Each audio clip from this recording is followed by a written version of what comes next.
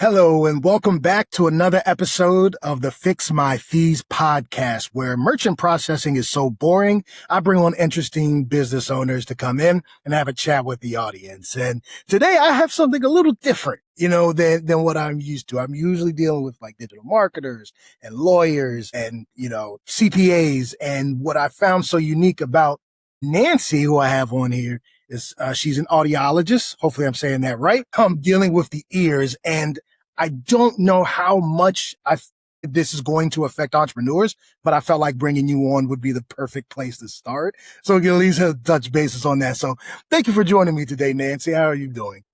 Good. Thank you for having me. So you've been doing this for 20 plus years. Yes. This is, like I said, when I first chatted with you for the quick 10, 15 minutes that we chatted, I was like, this is just, I don't know why it's something I never thought of. So how did you actually end up getting into this line of work? Was it something you were actually interested in, or did you just kind of fall in line with it as you started to go through life? Well, I think as all of us do, we sort of fall into our path as by accident. I was going to college to be a speech pathologist, and I realized very quickly on that was not for me, but I wasn't a quitter. So I continued on with that degree. And then I would get to the end of the degree, you have to take a class in audiology. And that's when I knew I had found what I wanted to do, because it was very similar. You were helping people. It was in the medical realm, but I could easily, within a 90-minute session, figure out if I could help a person or not. Right. Whereas with speech language pathology, you had to be very patient, because you could work with somebody for years and not know what their outcomes were going to be. And that was not something that interested me. So I liked being able to know fairly quickly if I could help someone or not and how I could help them. And so that's how I found my passion. And I also always had a very entrepreneurial mindset. And so I could marry the two, because I could have my own practice within the realm of audiology and help people, but do it my way. So your passion is more so of the helping people, and that's how you decided to add on more of the business side of it?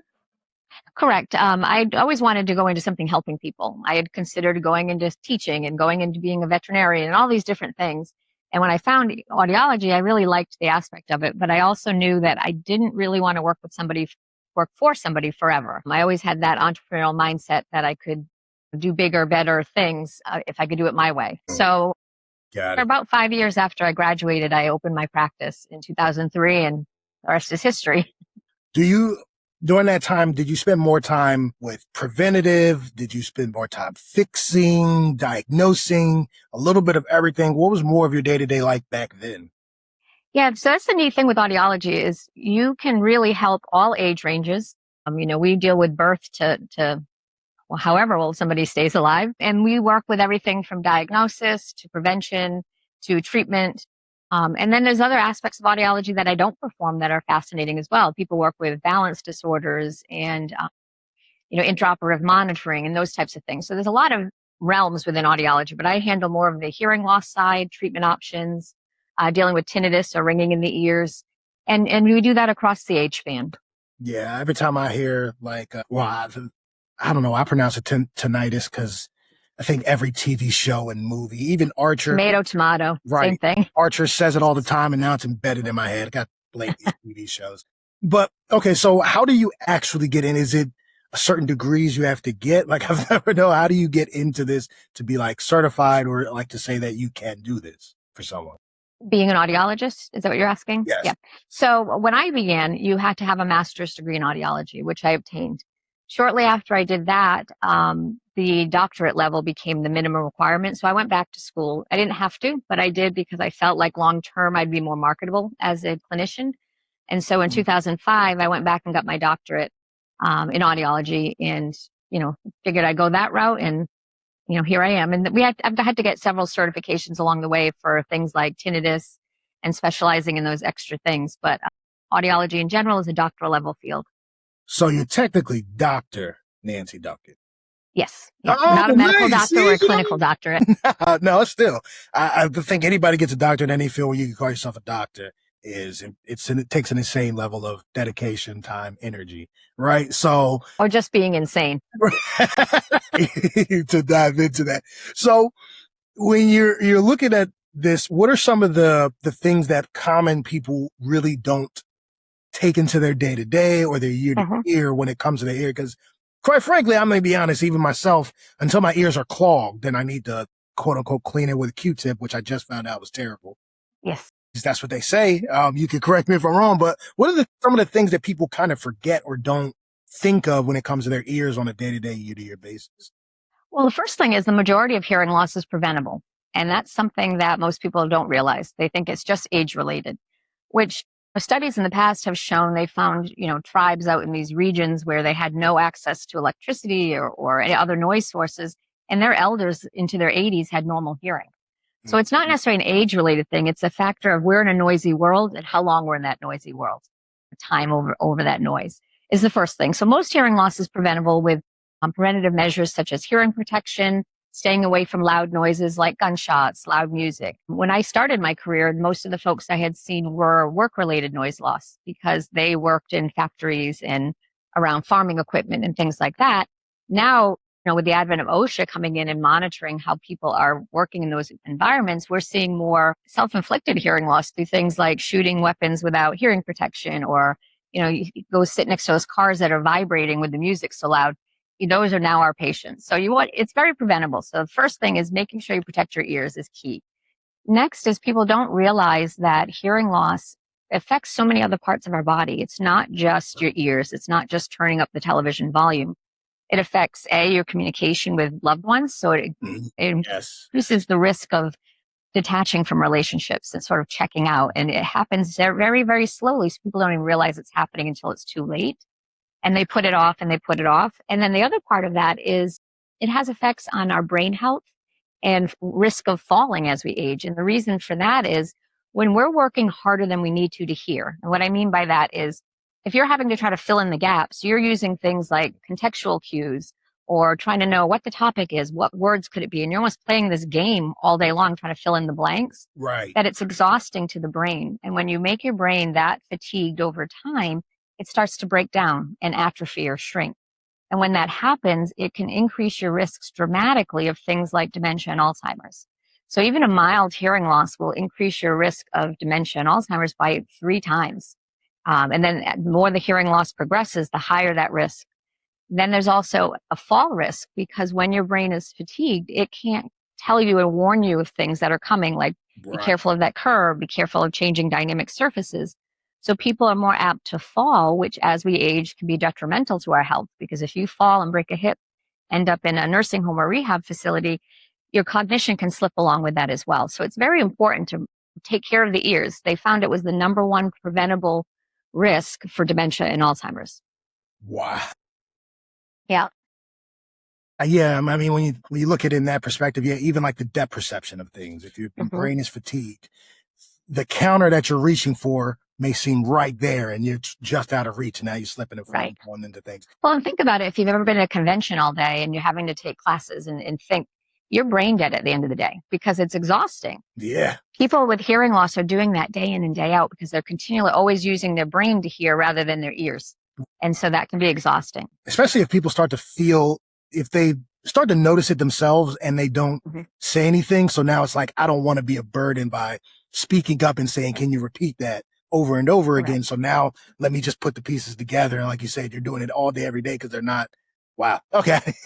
Yeah. Okay, so, and oftentimes people will put it off because they think that they're pulling off normal. They feel like nobody else knows. Friends and family members often know long before the person with the hearing loss, because the person experiencing the hearing loss is often the last to know. Because just like with anything else, human nature, we chalk it up to other things. They'll say, oh, so-and-so mumbles, or they weren't facing me and they were talking to me. And so it becomes this game our brain plays of protecting ourselves by lying to us about what's really going on. And so often they're the last people to know. Yeah. I can see that. I can definitely see that. What about those of us that, I'll even put myself in this, that maybe uses headphones and things for hours a day. So when I go to the gym, I'm listening to it for like audiobooks and different things like that. I play video games, so I'm listening to that. If I'm not on this podcast, I usually have headphones on when I'm talking with Claude and my AI. I'm always doing something, but my headphones allow me to just drown things out because my ADHD will go crazy if I hear anything around, right? So how do you manage that, or what advice would you give for somebody who's like that, especially with there's other people who may have even the inner ones that go inside of their ears in different types too? Yeah. So the key is loudness. So it's okay to wear headphones. You're not going to hurt anything by doing that, but you want to make sure the volume is set at a level that's comfortable. So with some headphones, you can still hear the outside world. If I were to walk up to you and say, Tavius, how are you doing today? You should be able to hear and answer me even though you have headphones on. Noise cancellation is a whole different ballgame because that kind of blurs the lines with that. But for my son, who's now 20, that was always our rule with his gaming headphones is when I walked in the room to talk to him, he should be able to hear me. If he couldn't, they were too loud and needed to go down in volume. Yep. So that's sort of your rule of thumb there. So put your noise canceling in transparency mode to see what your volume levels are like and then go from there. Now, see, you understand. I had to buy a whole expensive headset just to have that transparency mode on because I was that person that would just drown out everything, and the missus would be like, "I need to be able to talk to you, right? What if it's an emergency?" Right. You need to still be engaged.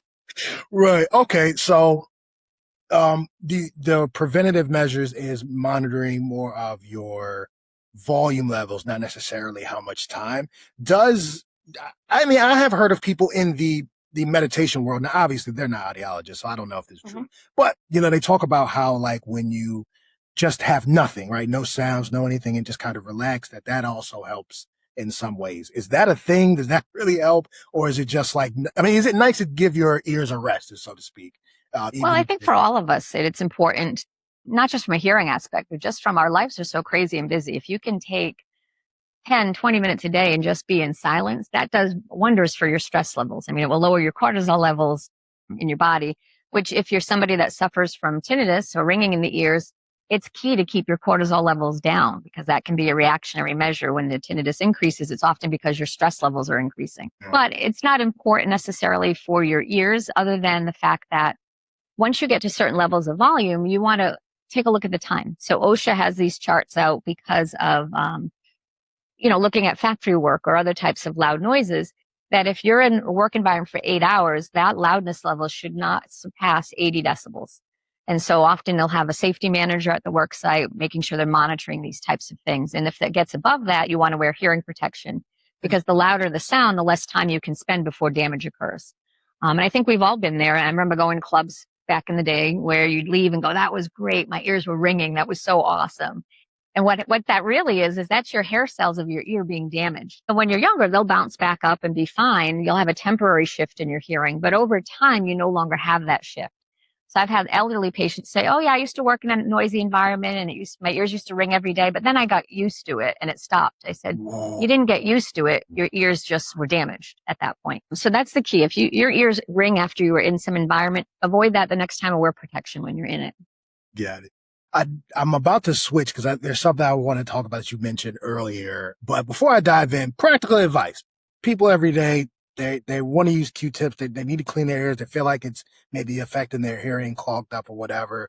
What should they really be doing instead of using the Q-tip if that's not the right way? Yeah, the Q-tip, the problem with the Q-tip is when you put it in your ear, you'll get some wax out, but often you're pushing more in. And so it's just slowly building up.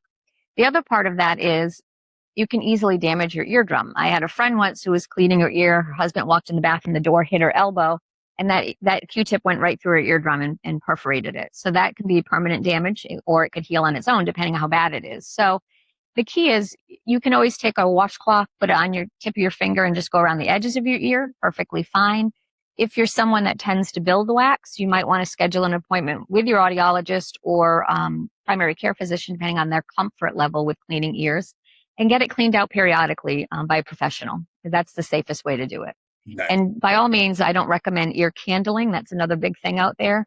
Often done in salons. And I'm not bashing anyone that does it, but there are no proven holistic effects. There are many videos out there showing that you may have the risk of causing more damage than they found. That really you're not taking anything out of the ears. It'll look like it when you cut it open, but that's just the wax that's melted from the candle inside of it. And that can drip back inside the ear, creating permanent damage. So be very careful with some of these things. Yeah, I forgot about that. I heard about that at one time and I was like, I don't know if that's real. Well, anytime it's recommended to light something on fire near your head, I wouldn't recommend that at all.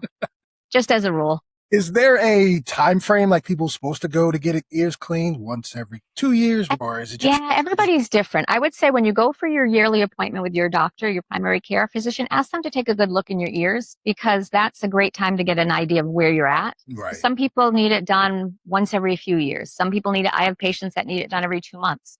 Every ear is different because it's a mixture of, we have sebaceous or sweat glands in our ears. So they emit a substance that mixes with dry skin and that creates this Mm. waxy substance. So if you're more prone to dry skin, you might be more prone to it in the winter, depending on where you live. So there's a lot of variables, but I think as a rule of thumb, the younger you are, just have your primary care take a peek. And then as you age, it's another fun thing you get to look forward to. You'll develop more wax over time. So, touching base, you mentioned how you get to merge two paths of things that you love. So there's a secondary side of this, obviously, right? One side of it is the practice, the audiology. The other side of it is CEOs. It's business. What is the second side of this that you get to merge the two? Because you did talk about business or working with CEOs or something like that. Well, I mean, just, being an entrepreneur. So usually when you go into a medical field, you work within the medical environment exclusively. Audiology has a unique perspective, and we sort of straddle that line in that we're a medical practice, but at the same time, we have a retail side of it because if people need a treatment option, hearing devices are that, and very few are covered by insurance. So we have Right. a retail model as well. So that they have to merge, and it's a unique field or unique position to be in. And so I manage 23 employees, and that's something we are absolutely not taught in school how to run a business, not by any stretch of the imagination. I had to learn that the hard way. And the other aspect of that is we're in charge of selling a device to somebody that they don't want, they don't think they need, and they don't want to pay for, and that's a hearing aid. So it's this weird combination of things that we have to be good at in order to get people the help they need. And so that's something that I've thankfully been able to master over the last almost 30 years of my career. And so now I have a secondary business where I go out and teach other audiologists and other practice owners how to do these things. And that's now morphed into helping other businesses because we do one of our goals is to always make our patients stay better. However they enter our office, we want them to leave better than when they came in. And so we create a series of moments and experiences to do that. Everything from we give them a fresh baked cookie when they leave, or when they get their hearing devices back, it's on a silver platter. And so we try to make it special because a lot of our patients are in a season of loss in their life. And so they're losing friends, family members, they're losing abilities like their ability to drive or to live independently. And so it's not a great environment for them. And so we don't want to be one more pain point. We want to be a bright spot in their day. And so we've done a great job over 20 something years of creating a place where patients look forward to coming, which is not the norm as people Yeah. age. And so now we've translated that into other businesses and explaining to other businesses how you can create a journey of moments to make your customers experience something that they rave about. I like that. A journey of moments. Because sometimes we forget how great being great people is such great marketing, right? Mhm. Like, even if you take in some, big suppliers, people talk really bad about McDonald's and then talk great about Chick-fil-A. And it usually isn't really necessarily the food quality, although it is a little bit. It's usually the difference in, like, Chick-fil-A, they're nice, they're uplifting, and the people are friendly and they're always greeting you. And McDonald's just has a recommendation of like, it is what it is. You're going to get whatever you get where you are. But Right. yet, You get what you expect. right. So you're diving a lot into that, not only that psychology, but just being genuinely helpful, good people. And if they run into someone else who's having the same problems, especially as they're getting older, they can Mhm. recommend it. Hey, I have great people. They took care of me. They can take care of you. Is that another part of like the philosophy is like being able to get those kind of referrals through doing those things? Absolutely. I mean, word of mouth is key in any business because if a friend of yours says you need to go see these people, you're going to listen to them because you trust that person, hopefully. And so a lot of audiologists and a lot of hearing practitioners over the years have focused just on the widget, on just the hearing device and having the best. But at this stage in the technology world, most hearing aids are very, very similar. It's the expertise of the person fitting it that makes it magical and makes it really important for that person. And so the things that set us apart are not what we have to offer. It's all the other things that we can do. So recently, for example, we realized that we have a selfie frame that will once a month we do an event. So recently we had, I think it was May Day or one of those things. We passed out packets of wildflower seeds to our patients and we take pictures in the selfie frame with them. These are folks that some of them have never taken a photo with a cell phone. I mean, that's the generation I'm working with. Right. And so I realized how excited they were to see their pictures. So we went ahead and had custom Polaroid frames made. Each office, because I have 4 locations, has a Polaroid camera. And those folks get to leave with their picture. And we didn't realize how important that was until we had women in our office crying because they hadn't seen a picture of themselves in years. They Right. hadn't, it's not like our generation where you've got your camera at the ready all the time. And that was just eye-opening to me that such a little thing could make such a difference to somebody. So we just really started paying attention to those little moments and how we could make them better. And so but you can do that for more than just audiologists now, right? It started with, I am an audiologist. I'm a doctor. I do this. Wow. There's so much of this business side. Let me teach other audiologists who don't understand how to do this too. Wow. There's a lot of what I could do that matters to everyone because everybody has a journey with their customer that you've morphed into that side too. So like even me, right? And I'll put myself out there again as a merchant processor, you would be able to work with a business like ours to help us with the journey for our client. Is that what you're saying? Yes, yes. So we always start by looking at a business and breaking things down to the simplest terms. I'm a firm believer there's this theory out there called the theory of marginal gains. It's you can break down everything you do into small parts. And if you can just make it 1% better than it was yesterday, think of how much further you'll be at the end of a year. And so we do things like something called simple swaps. In the audiology world, we had sort of our own lingo and language that we as audiologists understood. But when I really started looking at it, I thought, this means nothing to the patient. We're using words that just confuse them. Why do we do that? Right. So I did a lot of swaps and changed things. Like, for example, after when they get their hearing aid, we just called it a delivery, getting your hearing aid delivery. So then we realized when patients would show up at the window and say, I'm here for my hearing aid, and we'd say, have a seat. They said, well, why? I thought I could just grab it and go. It occurred to me that a delivery is a very different word depending on what you're doing. So we changed it to device activation so that it kind of seemed bigger, like it meant more. Yeah. And it meant the same thing, but to the patient, it meant more. Or we talk about, we're going to do a yearly test. Well, why? It made sense for them to ask that question. So we changed it to a yearly prescription evaluation because we are evaluating their prescription to make sure it's still accurate. So we just wanted to look at the world through their lens, not ours. And a lot of businesses do that. I have a lot of colleagues from my certification in exactly what to say that are in real estate. And I said, you all need to look at your lingo. I've bought a few houses in my life and I don't know what the heck's going on most of the time. It means nothing to me. And so it's important to always look through the lens of your customer, not for yourself. I like that. I've never thought of it in that way, but you're right because delivery, DoorDash, Amazon, it's you go Quick. Give me what I got and I'm out of here from there, right? It's not even like a sit down, but device activation sounds like, okay, let me go in. I got to set this time apart. So now I'm in the frame of let me be ready to do something because I have to activate it.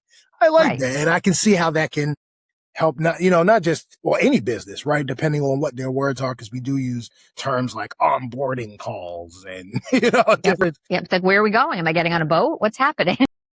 Do we do this in person? Do we do this? Right. So, okay. So how do you work with people now on that end? Is it more like these Zoom calls on like a monthly or yearly basis, or is it more like one-to-one? Like, how do you usually work with people now? Yeah, it really depends on what their needs are. So I usually will start off with a discovery call so I can ask a bunch of questions and just sort of find out what their pain points are, what they're looking to achieve. And then we'll set another date in the future because I'll put together a proposal because I really customize it for each person because it's not the same journey for everybody. But we offer in-person trainings, keynote speaking events, then year-long memberships where you can join and participate in monthly calls. So it depends on, it's a choose your own adventure. What it is that you want to have happen. We look at what your goals are and then create that journey to get there, whatever that looks like. Got it. Okay. Oh, I like that. You have frameworks, but like everyone's different. Everyone's doing so you actually build it customized to their business, what their customer is actually going through. And that way it's nothing through a cookie cutter. Yeah. And we want to make sure that I'm going to be a good fit too, because it's not going to be right for everybody, just like everything else in the world. So we want to make sure it's a symbiotic relationship so everyone's going to benefit and do well. Yeah. Yeah. So practice, you got 23 employees. You're helping CEOs of businesses with people, map out their journey. How do you find time for Nancy and whatever Nancy likes in her work? Well, I'm not one to sit still. I feel like you're probably the same. And I like to always be busy. So I'm never not doing something. So even when I'm relaxing, my friends laugh at me when I travel a lot. So when I'm on a plane, I sit down, I put my, Netflix on, my headphones, and I'm usually reading a book and knitting at the same time. So that's my relaxation. I'm more of an active relaxer. But I find time. I mean, I have a 20-year-old son, so I go down and visit him at school maybe once a month. He's in North Carolina. I'm in Massachusetts. And I use that time also to work because I'm shut off from the world basically when I'm there, so I can get a lot done. Right. So, I'm one of those lunatics at work is my relaxation, and I've been freed up recently as my son is moved away. So we are empty nesters in our house, so I have more time for that type of thing. Yeah, you're right. I'm an active relaxer too. Like Yeah, my idea of relaxing is playing a game that stresses me out. Right. You know what I mean? It makes me angry. I yell at it and I can't get enough of it. Right. I don't yeah, know what's wrong with yeah. us, but we love it. Well, and I mean, I've tried things like meditation and yoga, and all I end up doing is making this mile-long to-do list in my head, and then I Yep. come out more stressed than when I went in. I'm like, okay, that's not good. Yep. And then I'm thinking 5 steps ahead of each one individually. That's 50 Yep. different thoughts. Here we go running. Or in yoga, I'm the only one stressed out because I'm like, they're breathing in, I'm breathing out, I'm doing it wrong. What's happening? And yeah, the whole thing. Yep. See, I'm glad you understand my problem. Yep. But the real test of if we are connected like this is food. What types of food do you like to eat? Everybody knows I'm a big foodie. Are you a travel to type food? Are you, I get the same type of food where I go? How are you when Oh it comes to gosh. food? Well, it depends. When I'm home, I kind of have my set menu of things we order because I don't get the opportunity to do a lot of cooking anymore. We have a meal service now because my son's gone. But when I travel, I try to be as adventurous as I can be, within reason. I'm not somebody that's going to be eating the unknown, when you go somewhere and they're like, well, this is, something's head. I'm like, oh, it's that. But I will be as adventurous as I can be. In our area, I love Portuguese food's a big vibe here. And so I love Portuguese food. Pizza, of course, who doesn't love pizza? And then, sweets are my weakness. So any kind of dessert you have, if it's good, I'd like to try it. Mm, Portuguese. That's been a while since I've had that. Now you bought that in my head. Now I have to go get it. Oh, yeah. Thank you. We have I appreciate a Portuguese restaurant every corner here. So, of where I am, it's more like every corner there's like something different. It's like Vietnamese here. It's oh, wow.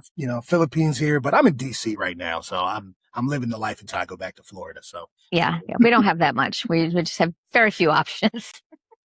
awesome. Well, I want to thank you so much for coming on here. It was definitely something unique and different. Bringing in an audiologist. Am I saying the right audiologist? Yep. Yep. Just on to have these conversations because I really do think it's something overlooked until we stop hearing really, even when we start to have the first loss, like you said, we start to act, we'll blame it on this or that instead of actually taking care, double checking just to make sure everything's good. So I really appreciate you coming here and saying, hey, even as entrepreneurs, as CEOs, this can affect us, especially if you want to go, work this for a certain age, making sure you take care of yourself. Well, and studies have shown that if you don't take care of your hearing, people in the workforce with hearing loss are less likely to get promotions, not because of their abilities or their intelligence, but they're less likely to put themselves out there because they don't feel comfortable and confident speaking out of turn. Right. And so they aren't able to showcase their talents. And so they're often passed over for promotions and raises and things like that. So they earn significantly less than their normal hearing counterparts. So it really can affect you long term. So I recommend after age 50, have it tested and then let your audiologist be the guide, whether it be every other year, every year, getting it done because it's important, no different than your vision, to get it checked regularly. Yeah, but probably the inverse, the same too. If you're a CEO, you're probably just kind of relying on them too much because you don't want to have those conversations, keep saying over and over again, what's going on. So you kind of let them just do it because you don't want to have those conversations or those tough things. Wow. Then the inmates are running the asylum. So it doesn't work well. It doesn't work well that way either. So if people want to know more about that, want to know if they have specific questions and they want to dive in, how can they get in touch with you? What should they do to be able to ask you some more questions? Yeah, first, you're always welcome to visit our website for the business, which is duncanhearing.com. That's DUNCAN hearing.com. Or they can email me directly at nancy@duncanhearing.com. And I'd be happy to answer any questions. Thank you so much. This has been fun. I don't know why. I'm so glad that you came up randomly under the health stuff. I wasn't thinking about it, but now it's something that I want to make sure like myself and my loved ones actually think about as they get older, especially like you said, just doing some good preventative could help us in the long term with dementia, Alzheimer's, and even just like not not losing our hearing at all. It's preventative. Yep. So I really, really, really do appreciate you coming on here with me today. Well, thank you for having me. I've enjoyed this. Thank you. No problem. And thank you all for watching, right? If you tuned in this long and you got some good nuggets, send an email. Even if you feel like you're young and you're fine, send an email saying thank you to Nancy, just so she knows that how amazing this has all been for us. And if you have something different and unique like Nancy, as far as business, and you want to be on my podcast, just reach out to me at Tavius@fixmyfeesteam.com. All of this information will be in the bio. Until next time, see you all later.